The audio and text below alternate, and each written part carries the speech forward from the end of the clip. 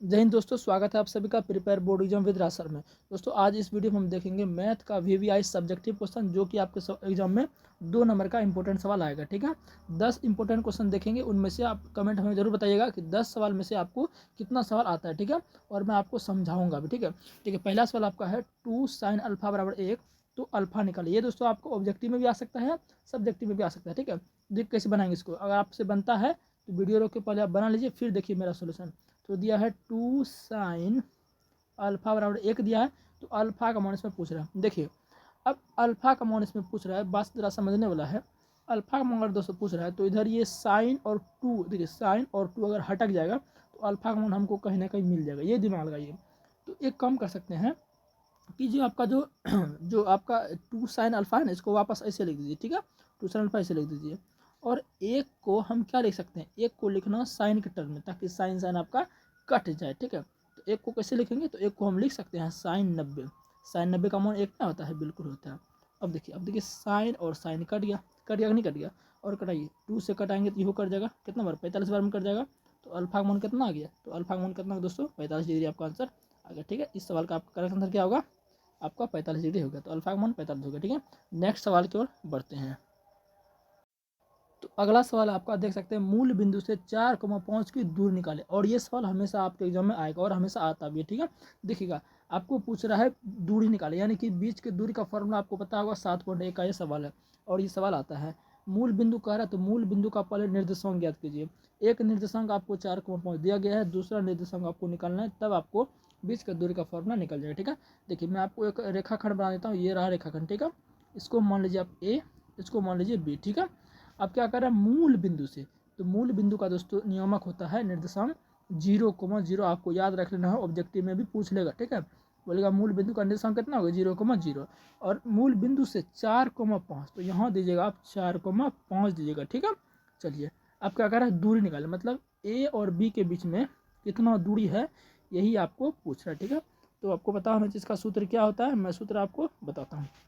तो ए और बी के बीच में दूरी, तो देखिए ये जो हो गया आपका, ये हो गया x1, ये हो गया x1, और ये हो गया आपका y1, और ये हो गया आपका x2, और ये हो गया आपका y2। ठीक है, अब सूत्र आपको पता होना चाहिए। ए बी के बीच की दूरी निकाला, तो लिखेंगे ए बी के बीच की दूरी, ए बी के बीच की दूरी, बीच की दूरी।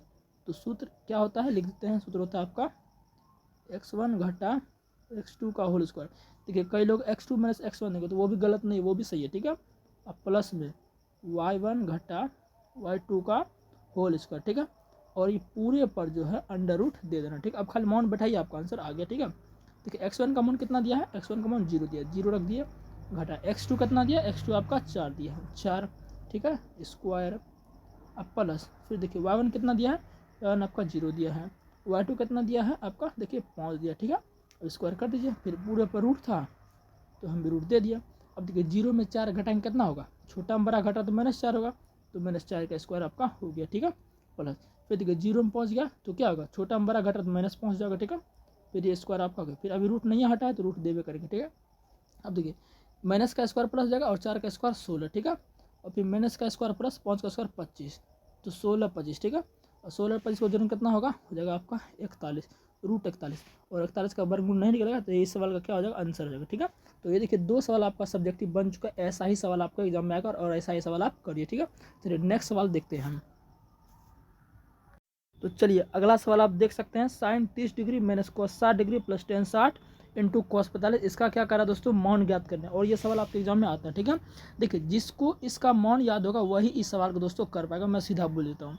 जिसको वैल्यू याद नहीं है वो सवाल याद नहीं कर सकता। मैं वैल्यू आपको कैसे याद करना है, ट्रिक मैंने आपको इसका बताया, लिंक आपको डिस्क्रिप्शन में मिल जाएगा, या सर्च कीजिएगा त्रिकोणमिति टेबल कैसे याद करें बाय राज सर, आपको मिल जाएगा। ठीक है, चलिए तो साइन 30 का मान कितना होता है 1/2, हम डायरेक्ट मान बैठाते हैं। ठीक है, घटा, फिर कॉस 60 का मान 1/2।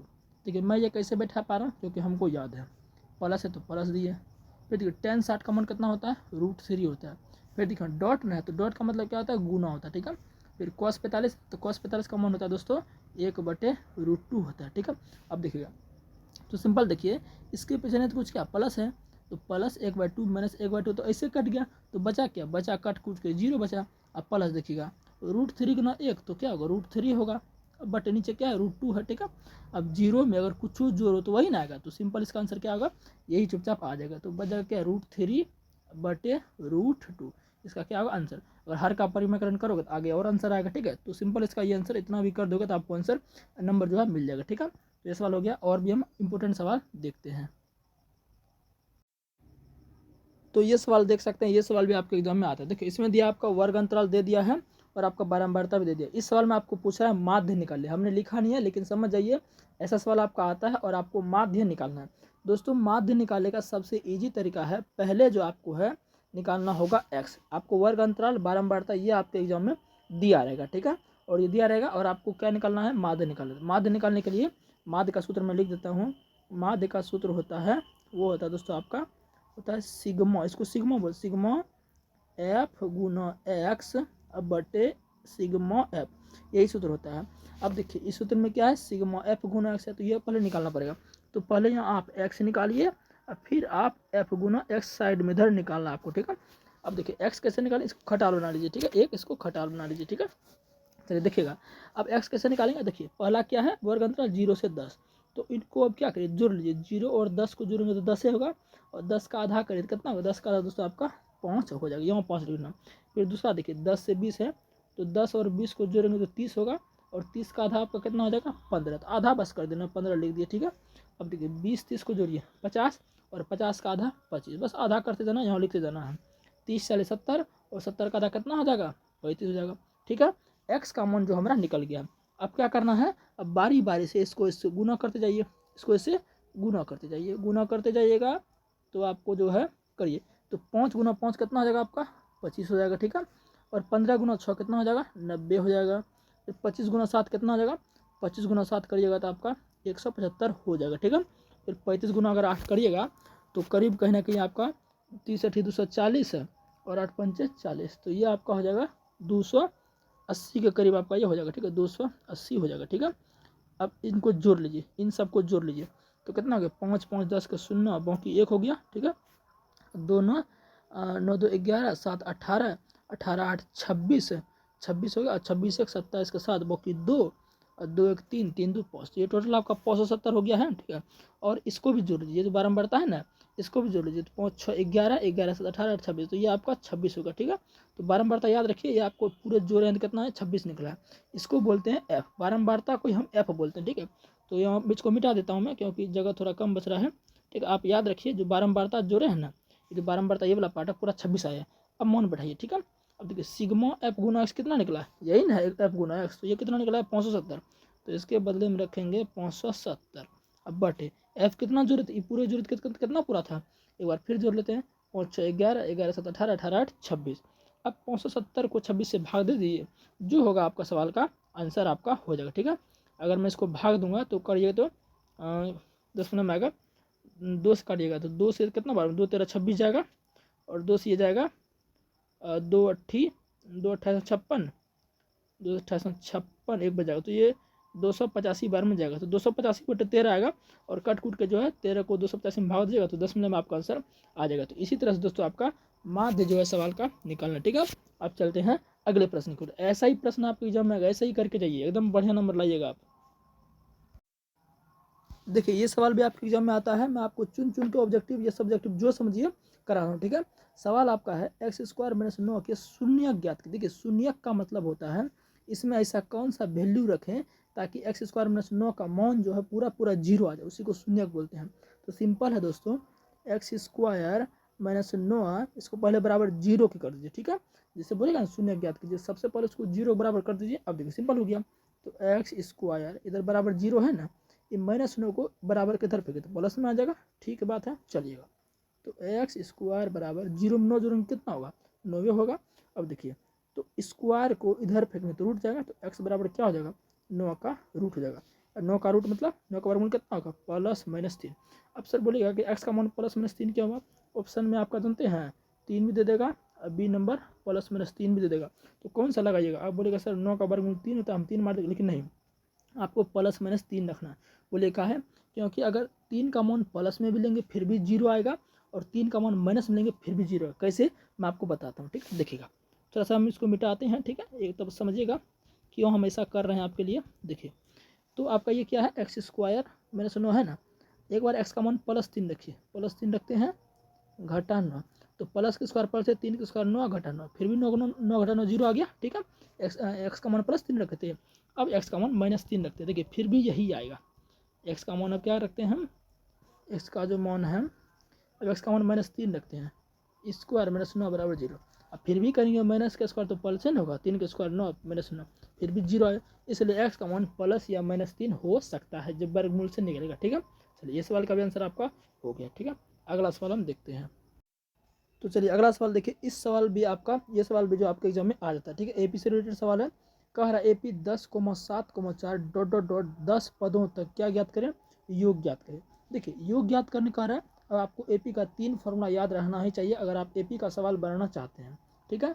चलिए पहले इसमें लिख लेते हैं ए का मान, तो ए का मान दोस्तों क्या हो जाएगा, जो एपी में पहले दिया रहता है ना उसी को ए बोलते हैं, तो ए का मान 10 हो गया, सबको पता होगा। अब निकालते हैं डी का मान, तो डी कैसे निकलता है, दूसरे को पहले में घटा दीजिए, तो 7 में 10 गया कितना हो जाएगा, तो 7 में 10 दोस्तों जाएगा तो -3 आपका हो जाएगा, ठीक है। अब देखिए जिसमें भी पद सटा रहेगा ना वो n का मान होता है, तो पद किस में 10 में सटा है, तो n का मान कितना हो गया 10 हो गया। अब सब चीज़ आपका निकल चुका है, तो आप मान बैठा दीजिए। पूछ कह रहा है योग ज्ञात करते, योग के लिए फॉर्मूला क्या होता है SN, तो SN बराबर दोस्तों फॉर्मूला होता है n/2। देखिए फॉर्मूला अगर याद नहीं है तो फिर बहुत बुरा हाल होगा आपका, ठीक है। n/2 2a प्लस n-1 गुना डी, ये आपका एपी का योग का फॉर्मूला था। हम इसमें बारी बारी से मान बैठाते जाइए, आपका आंसर आ जाएगा। देखिए n/2, तो n का मान कितना है 10/2, ठीक है। चलिए अब देखिए 2 गुना ए का मान कितना दिया है, ए का मान आपका 10 दिया है, ठीक है। आप प्लस और n का मान कितना दिया है, n का मान फिर आपका 10 दिया है घटा 1 गुना, और डी का मान कितना दिया है -3 दिया, ठीक है। चलिए ब्रैकेट बंद कराइए, इसको कटाएंगे जब, इसको जब हम कटाएंगे तो 2 पंचे कितना 10 का जाएगा 5 बार में, तो ये हमारा आ गया 5, ठीक है। अब देखिए 2 दही कितना हो गया 20 हो गया, अब प्लस 10 में गया 9 गुना -3, ठीक है। यहाँ तक क्लियर आप करिएगा 5 20, अब देखिए प्लस गुना माइनस माइनस हो जाएगा और 9 27 हो जाएगा, ठीक है। यहाँ तक समझ चुके हैं आप, देखिए ज़रा इधर हो गया 5 और 20 में ये 20 है, 20 में 27 जाएगा तो कितना होगा -7 हो जाएगा, ठीक है।